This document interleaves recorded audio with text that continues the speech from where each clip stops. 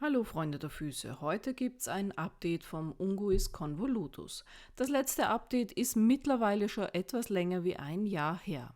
In diesem Jahr hat sich sehr viel getan an diesen zwei Zehen. Ihr seht auch in den ganzen Bildern, mit Datum natürlich immer, wie sich der Weg von einem eingerollten Nagel bis zu einem fast ausgerollten Nagel entwickelt. Zum Schluss habe ich natürlich die Bilder vom Anfang und vom jetzigen Iststand gegenübergestellt und somit kann man sehr gut erkennen, wie breit der Nagel und wie breit die Zehenbeere geworden ist.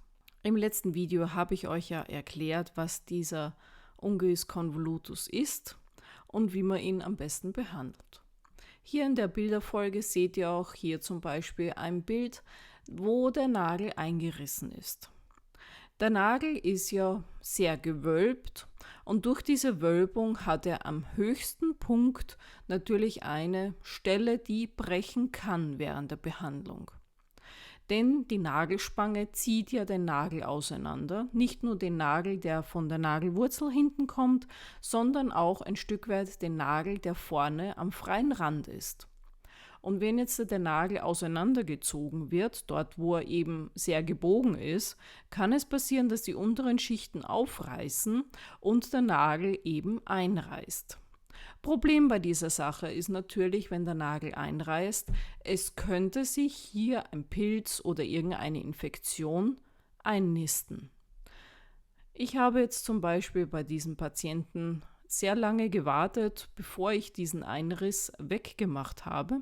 Aus dem einfachen Grund, weil sich hier weder etwas eingenistet hat, noch hat sich irgendwie ein Anzeichen gegeben, dass sich das Ganze verschlimmert. Denn der Riss ist ja auch nicht weiter eingerissen, weil die Spangen drauf waren. Die Spange, hier sieht man es schön, unter der Spange ist es gelöst, aber dahinter ist es wieder in Ordnung. Und die nächste Spange hält den Nagel ja. Somit habe ich dann nichts weiter unternehmen müssen und habe den Nagel einfach wie gehabt rauswachsen lassen, immer wieder schön kürzen und weiterhin hinten die Spangen setzen. Warum habe ich hier auf den Nagel meistens zwei Spangen oben? Die erste Spange ist quasi die alte Spange, die von hinten nach vorne gewachsen ist. Und die zweite Spange ist ja die Spange bei der Nagelwurzel. Diese baut wieder frischen Zug auf und die vordere Spange hält das Ganze dann nur mehr. Denn mit der Zeit verlieren die Klebespangen ihren Zug und somit hält die ältere Spange die Breite und die neue Spange bringt den neuen Zug auf den Nagel. Deswegen ist es wichtig, dass man dieses System rolliert. Das heißt, die erste Spange lässt man rauswachsen und sobald dahinter wieder Platz ist für eine neue Spange, setzt man dort eine neue Spange drauf. Hier zum Beispiel war der Praxisumzug und ich habe meinen Maßbändchen nicht gefunden.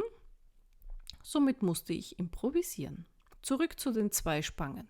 Man muss jetzt keine Angst haben, dass man hier irgendwie eine Lyse erzeugt oder einen blauen Fleck unterm Nagel, denn der Nagel ist ja von der ersten Spange schon etwas hochgezogen und somit kann es bei der zweiten Spange nicht mehr dazukommen. Würde man jetzt da auf einen Nagel zwei Spangen bei einer Behandlung setzen, kann es natürlich passieren, dass man darunter einen blauen Fleck oder eine Lyse produziert. Deswegen würde ich empfehlen, wenn ihr wirklich zwei Spangen setzen müsst, dass ihr zwischen den zwei Spangensätzen trotzdem Zeit vergehen lasst, damit sich der Nagel daran gewöhnen kann. Ich bin absolut kein Freund davon, dass man Spangen so stramm ansetzt, dass sich die Nagelplatte in kürzester Zeit über wenige Wochen, Monate bereits in die gerade Position zieht. Deswegen favorisiere ich die Spangensysteme, die eben sanfter den Nagel hochziehen. Hier seht ihr zum Beispiel, fast ein Jahr später hat sich der Nagel wunderbar ausgebogen. Natürlich geht das nicht von heute auf morgen. Ich mag die Klebespangen ja, weil das eben ein längerer Prozess ist. Und umso länger dieser Prozess andauert, umso Besser gewöhnt sich das Nagelbett an die breite Form, die Nagelwurzel gewöhnt sich an die breitere Form und somit haben wir auch das Endergebnis dann länger erhalten. Dass sich der Nagel wieder zurückbiegen kann, ja, das kann passieren, keine Frage. Das passiert fast bei jeder Spange. Aber bei Spangen, die was man jetzt mit sehr viel Zug setzt und die in sehr kurzer Zeit den Nagel hochbiegen, wenn man die Behandlung zu früh beendet, dass sich der Nagel eben dann wieder zurückverformt.